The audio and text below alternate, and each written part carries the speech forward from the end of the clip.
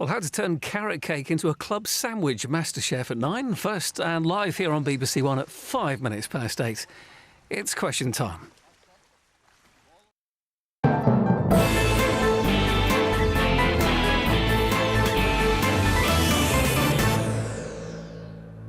Welcome to Question Time. On tonight's panel, Robert Buckland, Secretary of State for Justice, previously Solicitor General for England and Wales, Labour's newly appointed Shadow Foreign Secretary and one of 3 final candidates in the contest to become party leader, and joining us from home, Lisa Nandy, Karen Billamoria, founder and chairman of Cobra Beer, crossbench life peer and vice president of the CBI, and a doctor who specialises in palliative care, currently working full-time on the front line and author of Dear Life, a book on dying with dignity, Rachel Clark.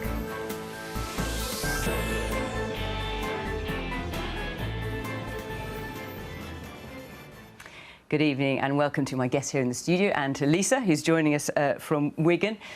As you know, we have no studio audience here with us, which is a pretty strange feeling, I have to say. But this week's pre-recorded questions come from Wolverhampton, which is an area that's seen high levels of coronavirus and, sadly, high levels of deaths too. So we have pre-recorded questions from there. Sadly, of course, we can't be there in person. But if you have anything that you want to say from home, comments or questions that you want to feed into the panel here, contact us on social media at BBC Question Time. I will get those comments on this tablet here and I will feed them in as we go along. So let's take our first question. But actually, before we do, particularly because you are here, Rachel, on your day off, so thank you so much, and you are on the front line. We just all wanted to do our clap for carers because, of course, we were sitting here watching it. So I think let's just show our appreciation. Thank you, Rachel. So let's take our first pre-recorded question tonight, and that is from Frank Wilson. Good evening. My question is this.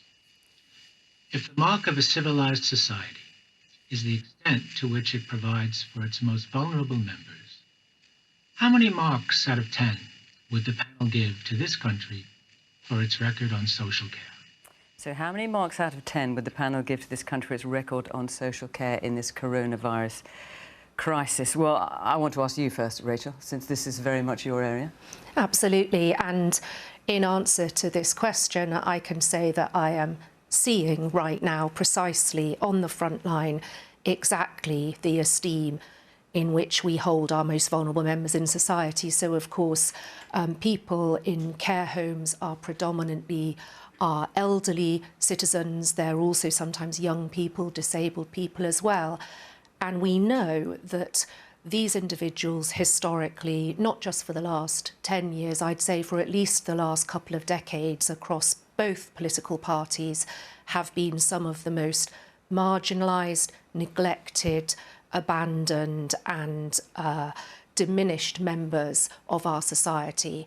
Successive governments, both Labour and Conservative, I have to say, although of course in the last 10 years under the guise of austerity, these have been Conservative governments, have prevaricated, talked the talk about addressing the grotesque underfunding of our social care sector while failing actually to deliver. There have been 17 white papers, green papers and national state reviews into the funding of our social care sector in that time, in the last 20 years, and precisely no action. So now we have a sector that we know is caring for society's most vulnerable members, and yet it has been run down and underfunded into an absolute travesty of what it should be. You have that as the background into which inserts itself a virus that we know from China and Italy particularly affects these vulnerable elderly members of society more than anyone else. The death rate soars once you get into people in their 70s and 80s. And how do you feel the government has responded to that when it comes to care homes? Absolutely woefully inadequately, I'm afraid. So the point at which the government decided to change its testing policy so that every possible case was being tested to one in which only cases in hospitals were being tested was the point at which members, residents of care homes and people receiving care in their own homes were thrown under a bus. They were being abandoned. And incidentally, so were the absolutely extraordinary men and women who are carers themselves. We are meant to have parity in this country. We are meant to have a department that is the Department of Health and Social Care, and yet the social side of that department is the Cinderella service. We have 122,000 vacancies in the care sector. Many of carers are paid the minimum wage. They're treated without respect. Yesterday, of course, the Health Secretary, Matt Hancock, tried to address that by offering them a badge. Actually, we've had a comment in about the badge. Let me just find it. Please explain, Maureen Cleater, please explain why a badge is supposed to make a real difference to you and my colleagues in the fight against COVID-19 when what we need is PPE and testing. I mean, Robert, you've heard the Association of Adult Directors of Social Care saying it's shambolic, it's been haphazard, it's paltry. There's been a huge amount of criticism of the way the government has handled the social care sector when it comes to coronavirus. What marks would you give the government out of 10 for that? Well, look, what marks out of 10 are very difficult to assess at the moment because we're in the middle of this crisis. Well, no, I'm not going to pretend that everything in the garden's lovely. I don't do that because a lot of us have relatives and friends, people we know in care homes who are getting, frankly, outstanding treatment from carers who work, so hard and incredibly hard. I think the badge is just part of a sincere and genuine move, not just by the government, but by the care sector itself, to seek to improve the recognition for care workers. But if you don't want to answer Frank's question with marks out of 10, how would you rate, categorise, describe the government's performance in the coronavirus crisis when it comes to social care so far? I'd say more to do. A lot more to do, which is why yesterday's announcement by Matt Hancock was very important in terms of the way in which testing will be applied, the recruitment drive that we are embarking upon with regard to extra care workers, the genuine push by government to deal with what is clearly a very vulnerable sector. And I think Claire's absolutely right to talk about the particular challenges in care homes. We want to see that infection rate reduced within our care homes, because if we don't reduce it there and indeed in other vulnerable parts of our society, we're not going to get the overall rate down, and that's so important in dealing with this crisis. Lisa, the question is how many marks out of 10 should the government receive for its treatment of social care in this current crisis? Well, I don't really want to get into scoring the government out of 10. If you remember the Labour leadership contest, we were all constantly being asked to score each other out of 10, and actually doesn't really get us anywhere as a country. The thing that I want to see the government do now is recognise, as I think Matt Hancock has, that they've been too slow to understand the crisis emerging in our care homes, and then just take action to deal with it. There was a commitment very early on that the NHS would get all of the resources that it needs to deal with this crisis. The same commitment should surely be made to social care as well. I think it's really important that the government starts producing daily statistics about deaths in care homes, because we need to track this, understand where the problem is, and what more we need to be doing to tackle it. We need to roll out testing to the social care sector. I really welcome the fact that the government has said that they will now do this and has started to do this, but we've got 1.2 million people who work in our social care sector, and as of yesterday only around 500 tests had actually been carried out. And the biggest issue that I get from home carers, care home workers here in Wigan is still this question about PPE, personal protective equipment. Last night, one of those care home workers messaged me to say that she'd been on Amazon buying protective gear because although they finally got sent some masks, those masks are already running out. And she said to me, it's really, really hard to overstate how scared people are. We're trying our best not to get this virus, but we know it's a question of when, not if. They're working in small rooms where they can't socially distance. It takes 2 people to move a resident, so they can't keep away from each other either. I have one constituent who's got a young baby, a wife and young baby at home. He's not just terrified about getting it himself or giving it to the people, the very vulnerable people that he's looking after. He's terrified about what's going to happen to his family as well. And the worst thing about the message that I got last night was a very, very common theme, which is, she said to me, don't obviously reveal who I am because I would lose my job. Now, we have shamefully underpaid, undertreated, undervalued people who work in this absolutely vital sector for a very, very long time, and we need to get them the support that they need right now in order to do their jobs, their important jobs, safely. But when this is over, we need a proper reckoning as a country about how we came to get this so badly wrong. Karen Bilmoria? I think we're in awe of the NHS and what they've done, and we respect it so much. But there's no question about it. Who's mentioned the care sector in the last month?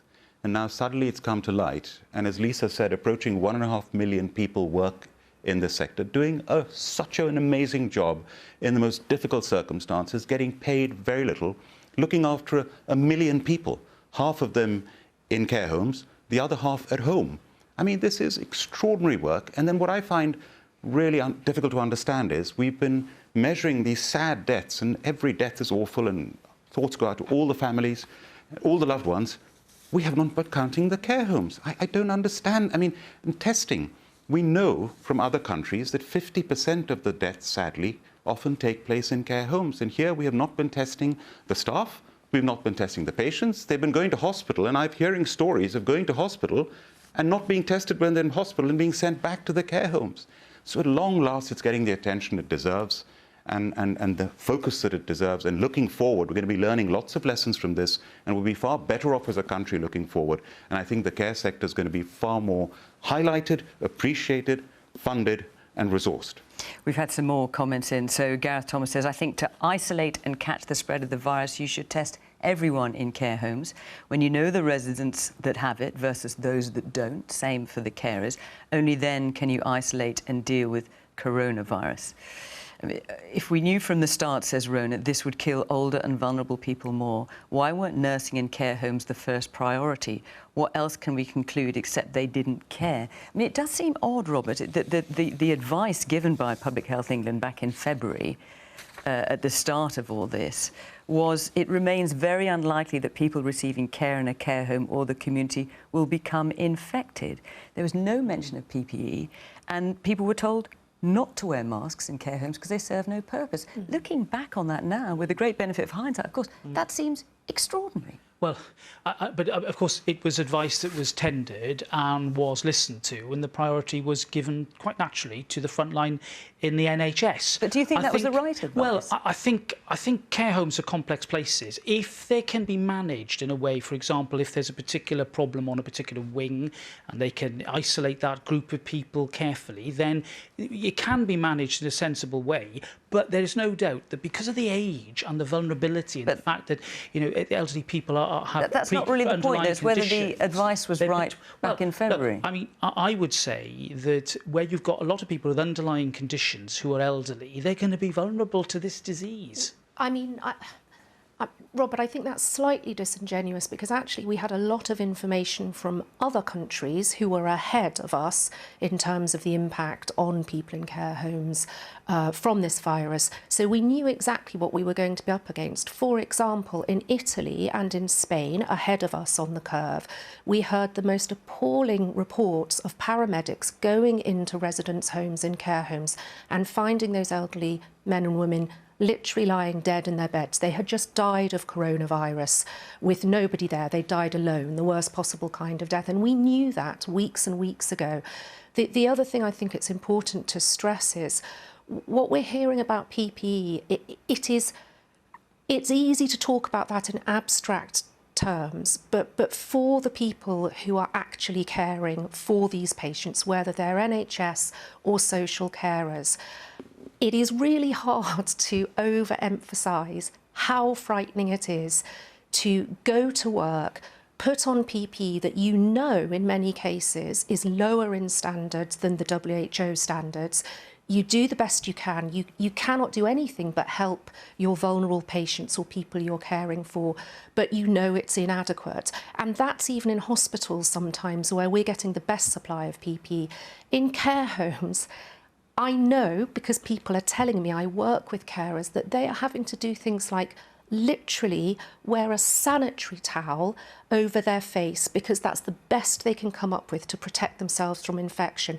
They aren't getting the masks, they're having to reuse the masks, they're not getting the gowns, they're not getting everything they need. They should all have protection on their eyes, they're not getting it. They still help these vulnerable patients, and they do that putting their own lives at risk and the lives of their children, their families at risk. And it's just not acceptable to say, we're doing more, we're going to fix this. Where is the PPE now? We're a rich country with the 5th richest economy in the world. Surely it is within the remit of this country and this government to produce sufficient paper masks and plastic gowns to protect carers, and if not, why not? We've got a comment in here from Bonji who says, I run a care home and my staff place their lives on the line every day, yet I can only pay them the minimum wage. This area has been ignored by successive governments. We can't even order PPE for their safety. Despite this, he says, they remain diligent and professional. I think we could talk about this for some time. I'm going to move on and take another question, if I may, from Duncan Moore. So given the potential plight of many SMEs who are very likely going to go out of business during this endless lockdown, what is the panel's view exactly of how the government is going to manage and balance the transition out of lockdown anytime soon without compromising the health of the nation? So, Karen, I wanted to ask you about this first. I mean, obviously, you as head and founder of Cobra Beer, how is this affecting your business? I can only assume badly. And what's your view in terms of how we begin to come out of this? Duncan is talking about SMEs in particular.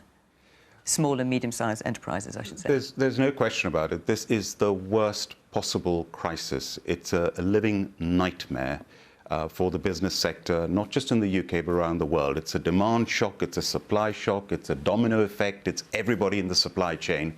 In our case, we supply thousands of restaurants, and basically they're all shut. They're not allowed to operate. Some of them do takeaways, but that's only a small amount. They have no revenue. So that directly affects us, and the vast majority of our sales are foundation of the restaurants. We can supply supermarkets, but again, over there, with the production, we can't produce because a lot of our staff are not, for safety reasons, not working. So our production is reduced. So even our supermarket sales are not as high as they could be. So we're affected very badly. But we hold webinars with the restaurants every week, and they are crying. They've run out of cash already.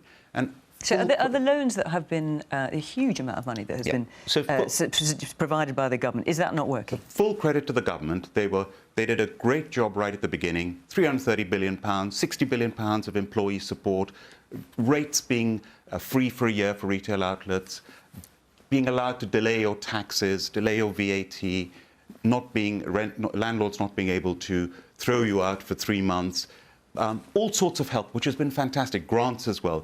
But the one help that businesses need is cash now, and that's the CBILS loan, the Coronavirus Business Interruption Loan Scheme, particularly the one for under £45 million turnover companies, and that's not working as well as it should. And why is it not working? Well, 300,000 businesses have applied to these loans. There are over 40 banks that are authorised to give them, and at the moment the government guarantees 80% of these loans. Out of those 300,000, just 6,000 have actually been given the loans over 3.5 weeks later. So what's the problem then? And only £1 billion out of the £330 billion.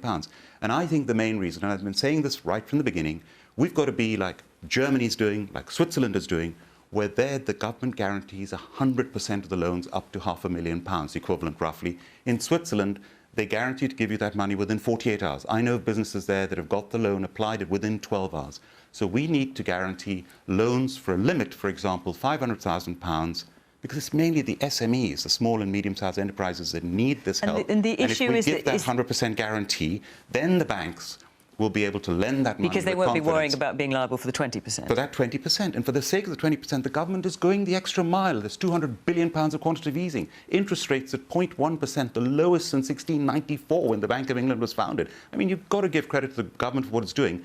Do this little extra bit, and the money will flow through. And then the businesses will get the cash they need now. And they need the cash. What's the point of all these other measures? The employee support scheme, which is fantastic, giving £2,500 a month up to 80% of salaries, is great. But if the company isn't surviving when we come out of the lockdown, they need the cash to survive. And I think that 100% will do it. Lisa? Well, I think the government was right to extend the lockdown today. I think we have to be guided by the evidence about infection rates and whether this is getting under control, and the criteria that they set out around making sure that the NHS could cope in particular is very, very important. But there are definitely things that could be done now to help to deal with the economic fallout from all of this. And I very, very much agree that the CBILS scheme, the loan scheme for small businesses, needs to be reformed. The problem that a lot of small businesses have in getting access to that, and the number who've actually managed to access help under it is vanishingly small, is that the banks seem to be fairly reluctant to lend because the government hasn't underwritten 100% of those loans, as you rightly just heard, has been done in Germany and Switzerland. And that means that businesses just aren't getting the help they need. I have businesses here in Wigan that are perfectly profitable, healthy, viable businesses, but are taking a short-term hit now, for example, because they're a travel business was one that was in touch with me last week, where people clearly aren't booking holidays at the moment. But once this is over, they'll start to see recovery. But they need the cash now, and they just simply can't get it. But I think alongside that as well, we need to think about what is our exit strategy from lockdown and start to set out some clarity from the government about how they anticipate this looking. Because many of those small businesses are having to make decisions about how long they can remain viable in this situation. They may need additional support if this is going to go on for a long time.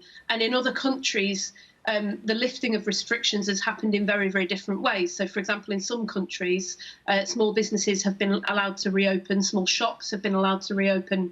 I was speaking to the Prime Minister in Sweden today, who has they've pursued a strategy of keeping some businesses open and still running. And if businesses knew what the government was intending, they would be able to start planning for this now. At the moment, they just don't have the clarity that they need about what the government is proposing. And that means that when we do come out of this immediate public health crisis, we may find that a lot of people don't have those jobs to go back to. So two things there, Robert. Well, Duncan's also asked about how do we begin to get out of the lockdown. Let's come to that in a moment. But Karen's talking about the coronavirus business interruption loans, as was Lisa, going to 100% as opposed to 80%, but also giving business some certainty where you can about when they might start to begin to think about, because they need to plan about when they might start coming out of this. They do. I mean, we can't get away from the inherent uncertainty that this unprecedented challenge faces. I mean, there are two themes there. I mean, first of all, Karen's point about the banks and their role in this. We've already taken action to, if you like, declog the process to make it easier for that money to reach the firms and people that it's intended to reach. And the Treasury is constantly looking at the scheme and its operation to see how better. But what about this business of increasing the coronavirus business interruption loan to 100% as opposed to 80%? It's a very fair point. I know that the Treasury are considering the operation of the scheme daily. They set this up at a breakneck speed, and I think rightly tribute's been paid to the fact the government really stood up to the challenge and got on with it. So I think the answer is we're looking daily at the operation of this, because our intention is, as the Chancellor said, is that we'll do what it takes, and we mean what we say by that. So when we get comments in, for example, someone's just calling themselves footy fan. I run a business employing 17 people. I haven't had a penny. I haven't had any grants, loans. I can't get furlough money for myself. I'm taking no salary. If I'm still in business in 2 weeks, it will be a miracle.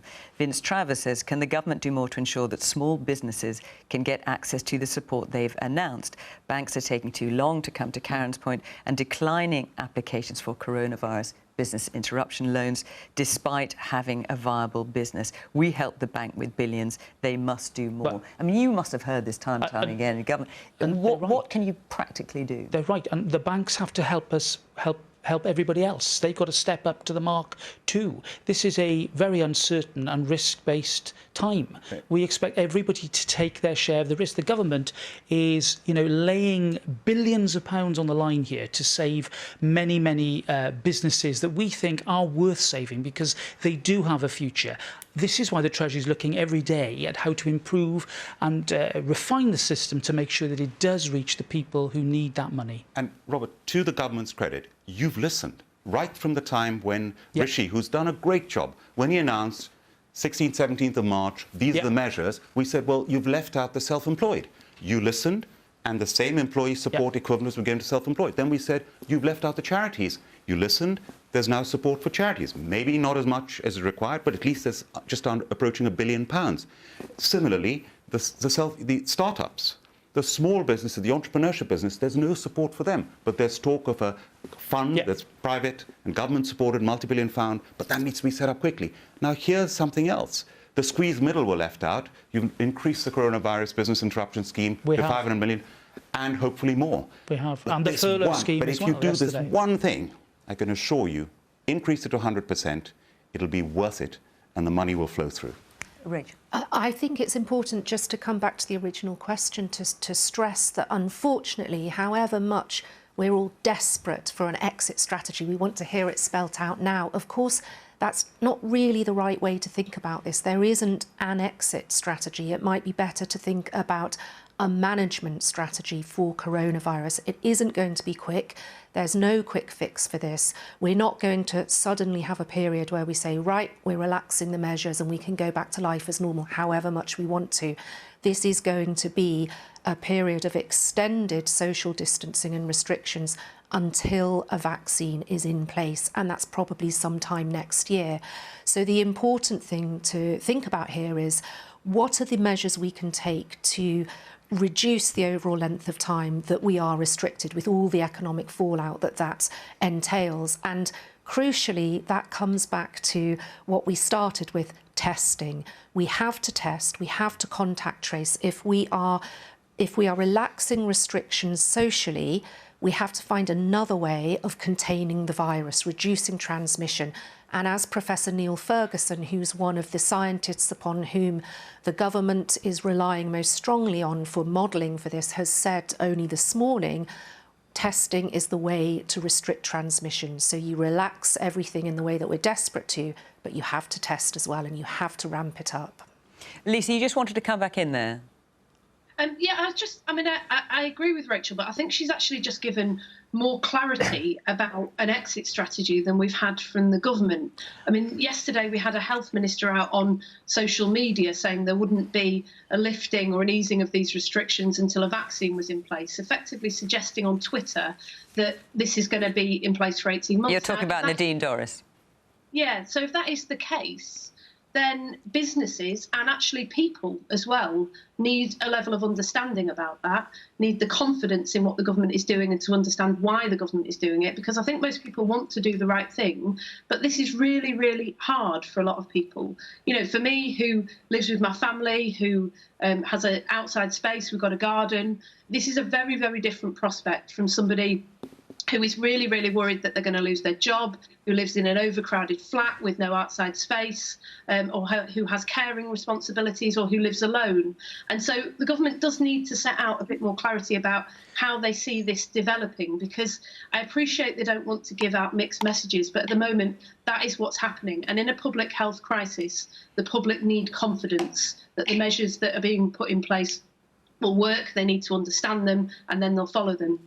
Robert, do you want to come back in briefly for I do. the next question? I'll just take respectful issue there with Lisa about mixed messages. We've been very clear and simple about the messages. The public understands them. She's saying she understands that you don't want to create mixed messages. And we don't want to create mixed messages, and we're not. The 5 tests that were set out today, which include, and I think Rachel's absolutely right to talk about testing, actually give a very clear map as to how we work our way out of this. And the advice that's going to be given by the strategic, the SAGE group, the Strategic Advisory Group on the group that meets to deal with emergencies. Will guide the government, and we will be looking at that advice as it develops over the next few weeks. And I think that is the approach the public would expect us to take, listening to that expert advice and then having a programme of planned return to normality over a period. That's clear. That is something I think the public respect and they understand. And there's a simplicity in that which has cut through to millions of people. All right. You mentioned testing, and you mentioned testing. Actually, we've got a question on that. So let's take this question now from Keith Bradbury. Did the government fail to act for 2 months because they knew we could not respond in the same way as Germany, who managed to test, monitor and hospitalise sooner and more efficiently, therefore maintaining a much lower death rate? Now, Karen, you've got a rather interesting story about testing, haven't you? Because you've had coronavirus and thankfully, it was not a pleasant experience, you told me. You've come out the other side. Now, the government has talked about trying to get the holy grail of an antibody test. So the test that will tell you if you've had it, and therefore you may have some degree of immunity. And so far, the government's not been able to get one that works. But you have managed to get one that works. Well, the two, I've maintained personally that one of the key solutions to getting out of this crisis overall is testing. And it's the World Health Organization, the head of it, said over a month ago to the whole world, test, test, test. Now, Germany is testing over 500,000 per week. They were testing over 100,000 per day a long time ago. And I'm glad the government has got a target to get to 100,000 per day in 2 weeks' time, and I hope they do. I believe there are lots of companies willing. What I've learned in this whole crisis, what works, is when the government, the private sector, NHS, armed forces, the Gurkhas, they put up that Nightingale Hospital in 9 days. OK, I mean, but how did you get hold of your antibody test? I'll come to that. What I'm saying is what works is the collaborative working of business and government and universities, everyone working together, the NHS. With testing, I get the impression that has not happened. It is now happening. So we've got our top pharmaceutical companies, we've got the laboratories, we've got the private sector, NHS, all working together. And I'm sure with that approach, it'll be ramped up. In my case, when I had the disease, the infection, I couldn't get tested. It was only allowed in hospitals. And at that time, not even the NHS staff were allowed to get tested. And so I couldn't get tested. And my doctor said the only way, if you really want to find out, is I can send it to a laboratory in Germany and have to get an intravenous blood test, and then you'll get to know for sure. And then I got the result, and thankfully, it shows I have the antibodies. But I had to say, now we can do that over here. Just to be clear, so that was a test to show that you had it? That's the antibody test. Now, the antibody test, government's got the right approach in wanting to have those widely available, and there are home kits that are being mass-produced, including in China. But hang on, I just want to be clear, because there's 2 tests. There's the test to say that you've got it at the moment, but the test you're talking about is one to say that you had it. Yes, which is the antibody test. So how can Karen get that? Presumably because you've got the contact and no one else can. The government is absolutely right, saying there's no point having antibody tests that are widely available if you can't rely on them, because the mass-produced ones where you take a pinprick and you do an instant, it gives you the results literally within minutes. But you've are got not one working. They're giving false positives. But you've got one that does work. That means sending it to a laboratory in Germany. But I'm sure you could send it to a laboratory here in the UK. So why are they able to do it to do these antibody tests in Germany? We were told a few weeks ago we're going to get these antibody tests. At one point, Sharon White was talking about getting them next week. Then the government rode back. They clearly exist. They exist in Germany. Why can't we have them? Well, I think one of the issues we found is that, as Karen has said, we've looked at some of these tests that were available and they just didn't pass muster. But this one did. And, well, this one did. I mean, Germany has a particular advantage in that their diagnostics industry is much bigger than ours, and we're starting from a much lower base. But we don't have this test at all. No, because I think we're starting from a much further back in the field that they are, to be frank.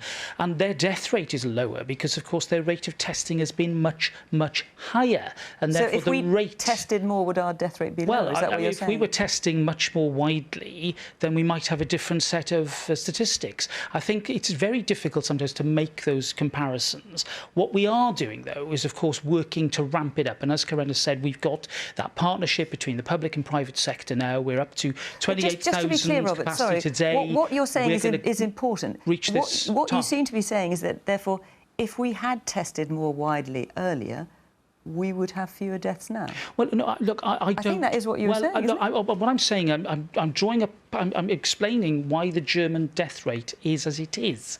I think it's a very invidious task for anybody at the moment in the middle of this to start making direct international comparisons, because we all came at this at different times. We've all taken slightly different approaches, and therefore sometimes you're comparing apples with pears. There's no doubt we can learn a lot from other countries, and we're watching very carefully what actions and steps are being taken across Europe, no doubt about that. But ultimately, the particular solution, the particular approach will have to be tailored very much to domestic need and what we're facing here in the UK.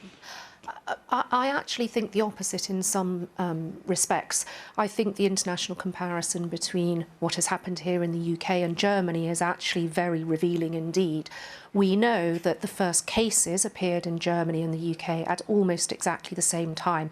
However, Germany introduced its most stringent lockdown measures a full week, just over a week before the UK. So that week is absolutely critical, and it will take a long time to know precisely how important that was in terms of overall numbers of deaths and transmission that could have been avoided at a time when we were still allowing, for instance, the Cheltenham Horse Racing Festival to go ahead, where 250,000 people crammed themselves into stands. So that's one important comparison. The other is, yes, Germany has a much better developed pharmaceutical industry. I think everybody agrees on that. But also, actually, the amount of money that Germany spends per capita on health is significantly different than the UK. So here in the NHS, we spend £3,000 per capita in the UK on health. In Germany, that figure is 50% higher. It is £4,500 per capita. So go figure, you already have a starting point that is 50% more capacity in how you're going to manage this crisis. So there's a lesson there in terms of, I'd suggest, how well we fund our health service, because we would be better able to manage the pandemic if we had a stronger starting point. On the point of testing, there's another crucial difference between Germany and the UK, and that is, to begin with, our strategy was broadly the same. It was to test every case and rigorously contact trace. So the moment you identified a case, you then traced everybody else, you shut them down, you self-isolated them to try and stop transmission. There was a point, of course, in the UK at which the government changed strategy. Now, on the basis of the advice they were given, to abandon testing and contact tracing in the community, with many epidemiologists would argue pretty catastrophic fallout. That well, Public Health happen. England, I just quote, Public Health England said on March 26th, I think it was Jennifer Harris, correct me if I'm wrong, Robert, there comes a point in a pandemic when testing every case is not an appropriate intervention. Yes, and I think you're right. It was Jenny Harris who said that, but of course that's... Was that right in your view? I would probably defer to the World Health Organization on this. I'm not an epidemiologist, but the WHO have been clear on multiple occasions. The way you address any infectious outbreak is test, test, test. That's one of the most important measures you can possibly take. That's what worked in Ebola, for instance, and that's what we have seen work in China, in South Korea, in many other countries. On the point about antibody testing, Karen, I would just exercise a note of caution. It may be that your test was a very good test, but I think Chris Whitty, the Chief Medical Officer, and Patrick Vallance, the Chief Scientific Officer, are absolutely right when they stress caution about diving in and starting to mass produce a test where we actually have not rigorously scientifically validated it. You're absolutely right on that. The one I'm talking about, that is the one that's required in large volumes, is yes. the antigen test, to test the swab test to see if you've got it. One company, I'm told, is ready to supply 1 million per week that have been accredited around the world. Why aren't these tests being made available so that the more people we can test, if they test that they don't have the virus, they can go into work when the lockdown is over? Well, let me bring that testing capability. Let me bring Lisa into you. Lisa, you've been listening very patiently there.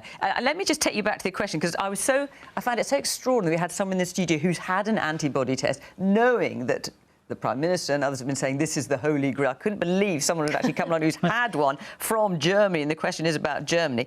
But the question is very specifically, Lisa, did the government fail to act for 2 months because they knew we couldn't respond in the same way as Germany? We just didn't have the wherewithal to do it. That's the question. What's your response to that? Well, I think the honest answer is that at the moment we don't know.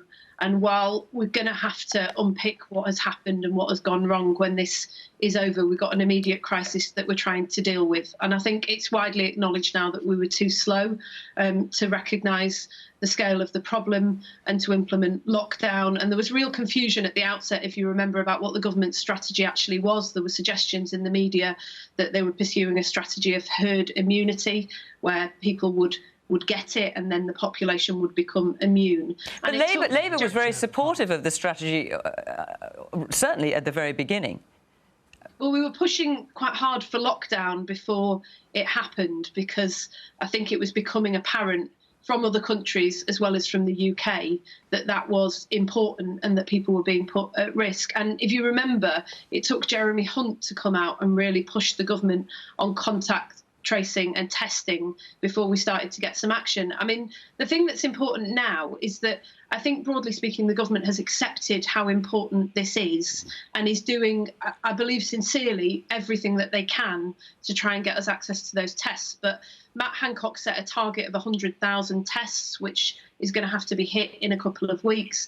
And it doesn't look, from the figures that came out this week, that we're anywhere near the amount of making the amount of progress on those things as we should be. So I think it's really important that we actually have a much bigger and renewed focus on that. But I would also just take you back to this point about how about having a better understanding and a more honest assessment and appraisal from government about their strategy to move the country on from this at a moment when it's safe and appropriate to do so. Because there is a concern around the antibody tests that has been raised by a number of behavioural scientists, that with so many people under so much financial pressure to return to work, that what you could end up with is a situation where people felt pressured to actually go out and get the virus in order that they could go and get on with their lives. Now, I don't think that most people would do that, but I think we have to be really, really careful about how we communicate with the public about how we're going to get out of this crisis. Otherwise, you could have unintended consequences. And that's why I think the government needs to be much, much clearer about where they anticipate we're going with this. They won't always get it right. I accept that. And I accept that this is a moving thing that moves very fast, and that we're going to have to respond to the science and adjust the strategy accordingly. But we've got to be more open with the public about what we're doing and why. Well, Lisa makes a really good point about behaviour. That's precisely the work that SAGE will be doing. They'll be looking at the behavioural impact of changes and understanding that before they advise government. So all the things that are being talked about are being done. But we want to make sure that we're in a position to have a much more conclusive picture and then move forward. But the question, Robert, is about testing, and the government, well, Matthew Hancock has committed to 100,000 tests a day in a fortnight. We're currently at, what is it, 35,000 capacity, though actually nothing like that is being carried out. 18,000 today. 18,000. You've only got a fortnight to go. Are you really going to do it? It's a big challenge, though. We look at how far we've come already in the past few weeks. Matt Hancock is confident that with the partnerships that we've now set up, we can achieve that. Look how far we've come in 6 weeks. We've achieved huge strides in terms of the way we're dealing with this. You've already missed the old target, which was for mid-April, for 25,000 being carried out a day. So how are you going to get to 100,000? We have to be ambitious. I think it would have been mealy-mouthed of us to set a target that we would easily have hit. If you set a target, you've got to have some expectation of meeting it. But we also need to set a target that is a challenge. And, you know, this is a huge challenge. We have set that to the community who deal with this. We're confident that we can get there. We're making really good progress. Well, we'll be back in 2 weeks and we will find out. Let's take another question now from Richard Clark. It's time the UK started wearing face masks. In countries with a high mask wearing culture such as Japan, Singapore, China, the death rate from this virus is significantly less than it is here in the UK. Face masks are proven to help stop the spread of this virus onto someone else, so why aren't we using them?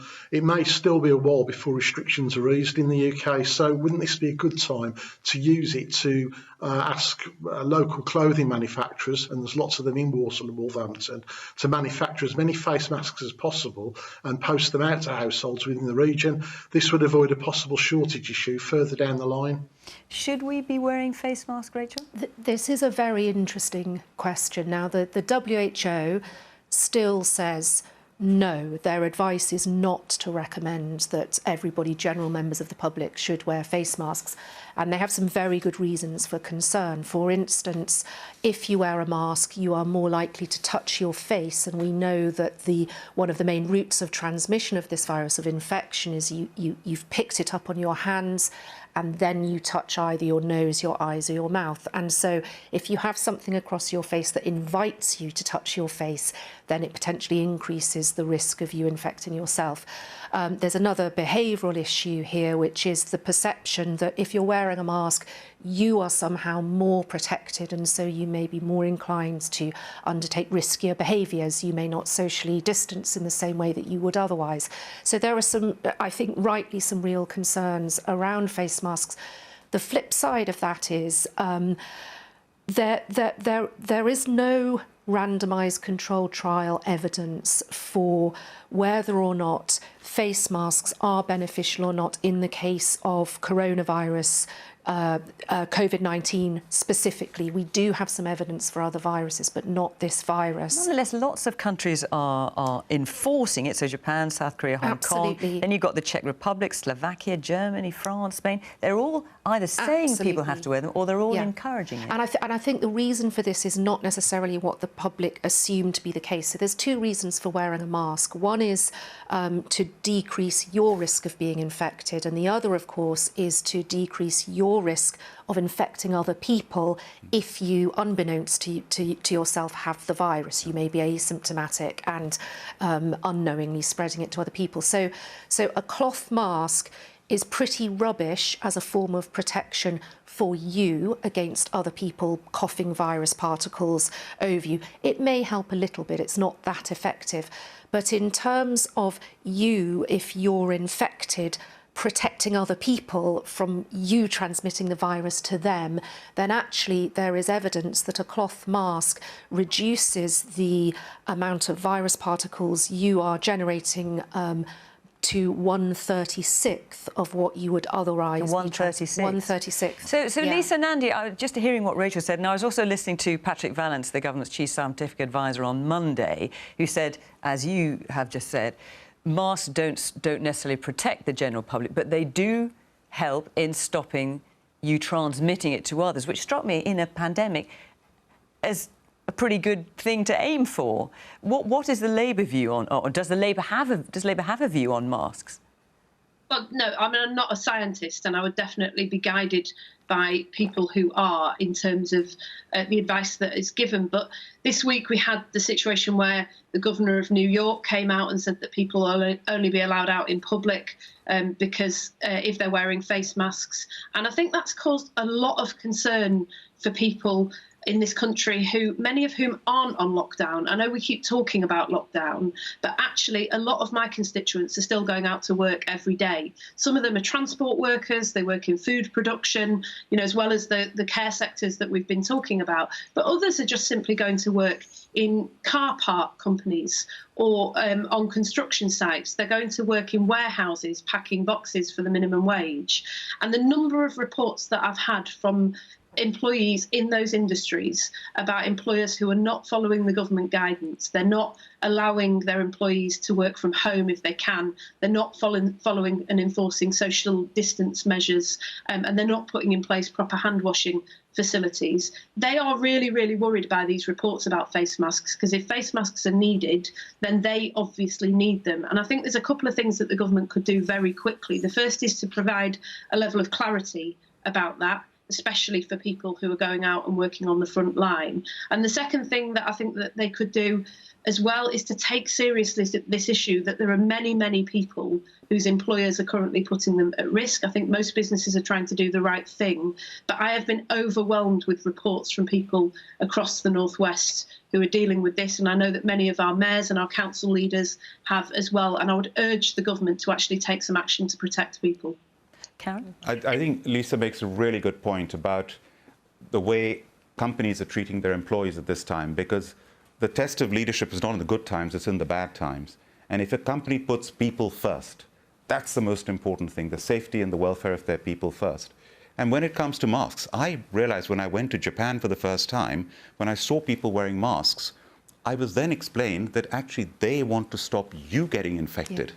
So that aspect of it, as because Rachel the whole says, debate has been about whether it's protecting ourselves. But as I say, when I listened to Patrick Vallance, said, well, it can stop the transmission. I thought, well, surely that's worth having. And to that extent, I respect the government for the way it's been dealing with this. It's been working with the scientists, listening to the scientists. We all, as a country, are following what the scientists are advising us. Maybe they will come round to saying we need to use masks. It might happen. Well, Derek Hunter has contacted us to say it's so difficult to buy any face masks in order to protect yourself. Many outlets online are charging over the odds for masks, and that's before you add in the postage and packing. What's happening with masks? We know the government is reviewing the guidelines. Is it partly because we just haven't got enough? Or is it that genuinely, or is it that the government just isn't decided on this? Well, I think Rachel's put the point very clearly about the evidence on this, and I think that where you haven't got clear evidence that masks are going to make that key difference, then we shouldn't be prioritising. So why are all these other countries doing it then? Well, I think that's what seems puzzling. I think to the people who are contacting us. Well, here I think tonight. the World Health Organization's advice is relevant. The advice of our medical officers and our scientific officers is clearly relevant. There are, of course, different types of masks. You know, a plain cloth mask is one thing. There are particular surgical masks that clearly are going to be of real help to people who are doing close contact work in hospitals or other places. There's a clear case there for masks. But just for the general public, that's what the question is. I mean, I mean, I've listened very carefully. I take the point about the idea that, you know, you wear a mask to stop you transmitting any particles or any disease to other people. I think that we're looking very carefully at the evidence on this and constantly asking ourselves questions about, you know, the strength or otherwise of it, and then taking action. But at the moment, I think it's right of us to prioritise those other types of PPE that are clearly needed and are going to make a difference in terms of the transmission of this disease. Coming to the other part of Richard's question, and given how I think it's fair to say the government was a bit caught out with PPE in terms of we haven't had enough, certainly as much as people require. Richard is saying, wouldn't it be good to get ahead of this on face masks and start asking local manufacturers to start making them? Wouldn't it be good to get in there early? Well, I think the question of getting in there early, I think already, with regard to PPE generally, we have ramped up the operation in a way... Face masks in particular, that was the question. Look, I think we've got to follow the evidence. If the evidence changes and we are told that face masks are necessary, I'm confident we can ramp it up. We do have the ability to do that. We've shown in other areas of PPE that we can do that. Let's follow that evidence and assess it regularly. I mean, there's two important points here, I'd suggest. So one is whether or not the general public should be wearing simple, they can be cloth face masks in order to reduce transmission of this virus to other people. And the jury is out there. The WHO is still not advising that, but many national countries, and New York, as you say, most definitely are. So it would be helpful to know when the government is going to give the public a definitive answer on that. I don't think the evidence is going to change quickly, so it would be helpful to know that sooner rather than later. But there's a second point about the PPE that we most definitely know is needed and is needed desperately on the front line, and that is the PPE that is protecting frontline staff, whether NHS or carers, from infection. And we know that there are huge problems with capacity there. Now, they're not unique to the UK, there are problems all over the world. But we've also got a country in lockdown right now. So we've got all these SMEs, these small and medium-sized businesses, so many people up and down the country who are not working currently. Where is the national government-led effort to boost production. We've got... Rachel, I've just interrupted. We've got about 20 seconds left and you want to come in, British Karen. business is there to step up to the mark. Already Yes. Burberry And it's is making... Yes. But we just heard Barber, they're Exactly. making aprons, they're making gowns. And if masks are going to be required, I'm sure British business will be Exactly. ready to make those masks. We are agree. out of time, I'm afraid. Question time is actually off air next week, but we will be back the week after, which is, of course, April the 30th. So tonight, as you can see, our recorded questions came from Wolverhampton, but in 2 weeks' time, we'd like to take questions from Leeds. So obviously, you can't come to the studio, not yet, not for some time, I suspect. But we do still want, and we need to hear from you, because, of course, Question Time without an audience, even virtually, is not the same programme. So do get in touch with us. If you live in Leeds and you've something to say, and frankly, why wouldn't you? It's what we're all talking about at the moment. Go to the Question Time website and apply in the usual way. And then, if asked, you'll record your question on your phone, or we'll give you advice how to do it. And then, of course, we can play it just like the ones that you saw this evening. If you want to carry on this discussion, what we've been talking about, you can, as always, join Adrian, Charles and guests on Question Time Extra Time, and that is on 5 Live right now. But thank you very much for the moment to the panel for coming into the studio tonight. Lisa, thank you so much for joining us from Wigan. Really appreciate you joining us. And, of course, thank you to everyone who recorded a question or, of course, got in touch during the programme this evening. From Question Time for this week, we'll see you in 2 weeks' time. Bye-bye.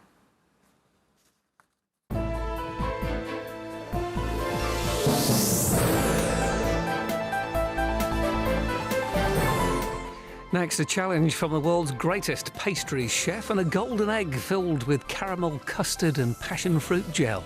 It's MasterChef.